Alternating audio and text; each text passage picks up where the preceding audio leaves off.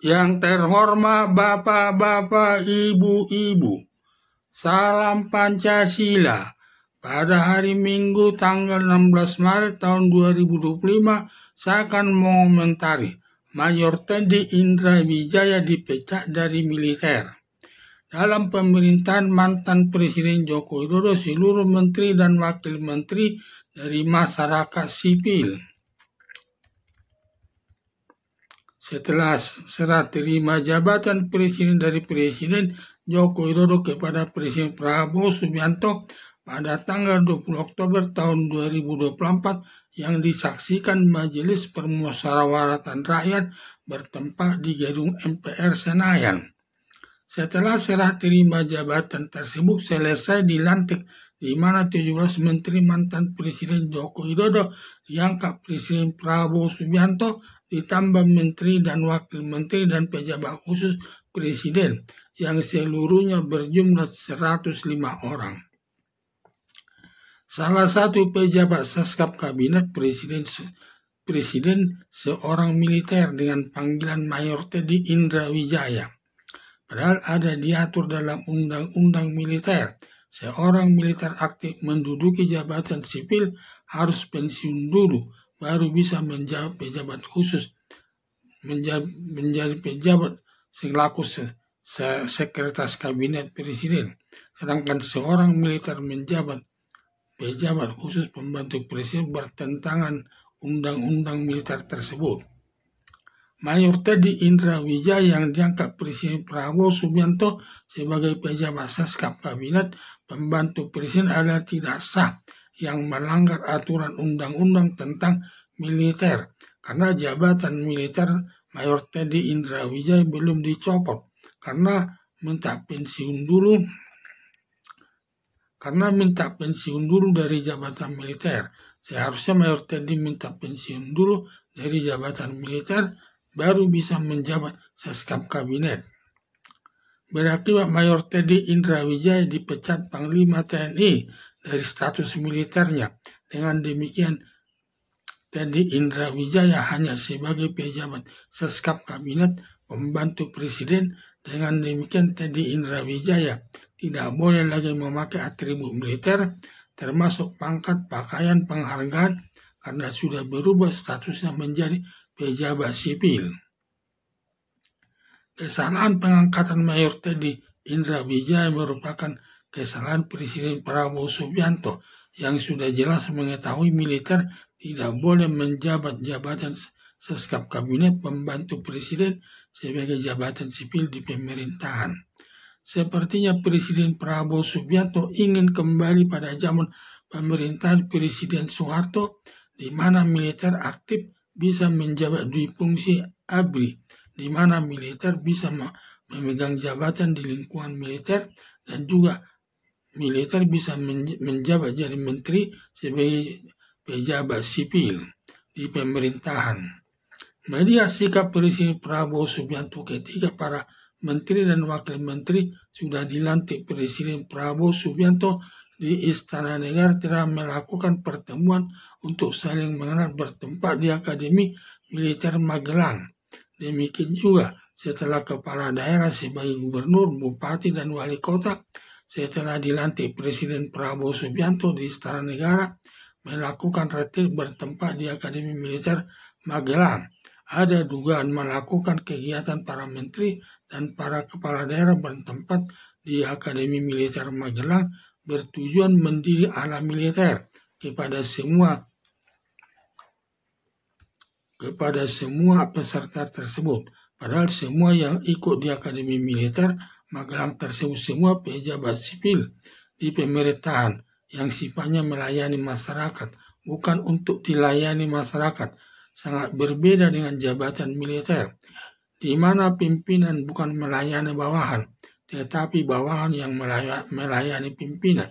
Setelah pulang dari Akademi Militer telah memimpin rakyat ala militer dengan menunjuk-nunjuk dengan jarinya kepada rakyatnya secara tidak langsung. Rakyat tidak simpatik kepada atasannya atau pimpinan kepala daerah tersebut. Apalagi negara Indonesia sebagai negara hukum, di mana hukum sebagai panglima yang tertinggi dari semua lembaga negara.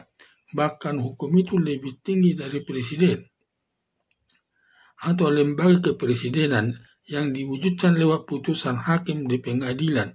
Dengan demikian, dalam menetapkan pejabat sebagai pembantu presiden harus sejalan dengan aturan hukum militer yang berlaku di lingkungan militer sendiri. Jangan sampai terjadi militer aktif menjabat jabatan khusus di pemerintahan sipil, kecuali sudah pensiun dari jabatan militer, boleh menjabat menteri di lingkungan pemerintahan sipil.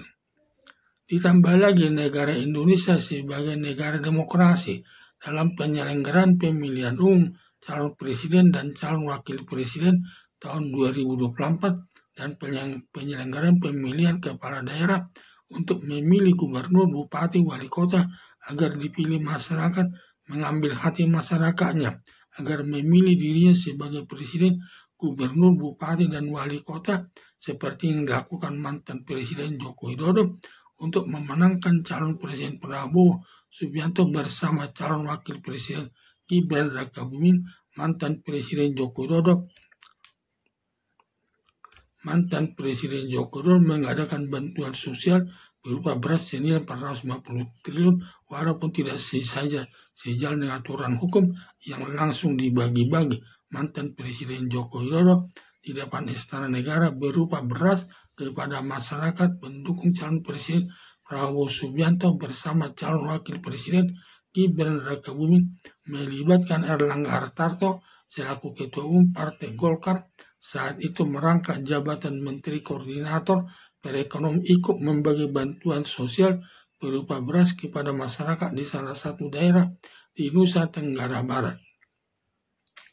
Serta mengikut sertakan Zulkifli Hasan, Ketua Umum Partai Amanat Nasional, merangkap Menteri Perdagangan membagi bantuan sosial berupa beras di salah satu daerah Jawa Tengah kepada masyarakat pendukung calon Presiden Prabowo Subianto bersama calon Wakil Presiden Gibran Rakabuming. Mengingat pengadaan bantuan sosial berupa beras senilai 450 triliun hanya dibagi kepada masyarakat pendukung calon Presiden Prabowo Subianto bersama calon Wakil Presiden Gibran Rakabuming, menjadikan pengadaan bantuan sosial berupa beras senilai 450 triliun berakibat masuk perbuatan korupsi yang merugikan keuangan negara, melanggar pasal 2 Undang-Undang Nomor 19 Tahun 2019 tentang pemberantasan tindak pidana korupsi. Ancaman hukumannya berupa hukuman mati, hukuman seumur hidup, dan hukuman maksimal 20 tahun. Mengenai berat dan ringannya hukuman bagi koruptor tergantung pertimbangan hakim. Bila pertimbangan hakim banyak alasan yang memberatkan, maka hakim dapat menjatuhkan hukuman mati atau hukuman seumur hidup. Tetapi bila pertimbangan hakim banyak alasan yang meringankan, maka hakim dapat menjatuhkan hukuman selama 15 tahun sesuai perbuatannya. Berdasarkan alasan tersebut di atas agar dipilih rakyat sebagai presiden dan wakil presiden dan gubernur, bupati, wali kota harus mengambil hati rakyat dengan jalan yang positif. Dengan demikian para pejabat sebagai presiden, gubernur, bupati, wali kota harus mengambil hati rakyat secara positif. Maka kalau melakukan retreat lebih tepat di pusat pendidikan Kementerian Dalam Negeri, jangan sampai retreatnya di Akademi Militer Magelang. Seakan pemimpin sipil mau dimiliterkan dalam memimpin rakyat, yang berakibat masyarakat menjauhi pimpinannya selaku kepala daerah. Dengan demikian Presiden Prabowo Subianto dalam melaksanakan tugas yang mentaati aturan yang berlaku di militer yang menjadikan Mayor Teddy Indra Wijaya menjadi pejabat Seskap Kabinet pembantu presiden yang bertentangan dengan aturan militer, berakibat petinggi militer memecat Mayor Teddy Indra Wijaya dari jabatan militernya karena Mayor Teddy Indra Wijaya seharusnya pensiun dulu dari militernya baru bisa diangkat menjadi Seskap Kabinet di pemerintahan sipil. Pemecatan Mayor Teddy Indra Wijaya yang dilakukan Panglima TNI tanpa sepengetahuan atasannya Presiden Prabowo Subianto merupakan tamparan kepada Presiden Prabowo Subianto sendiri.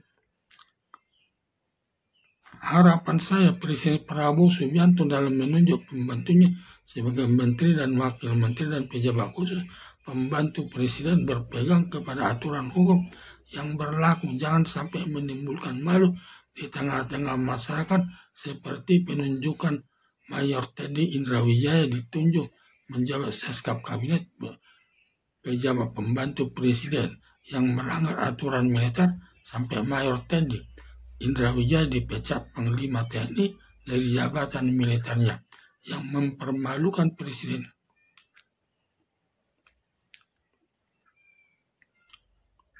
Sampai Mayor Teddy Indrawijaya dipecat Panglima TNI dari jabatan militernya yang mempermalukan Presiden Prabowo Subianto. Sekian dan terima kasih.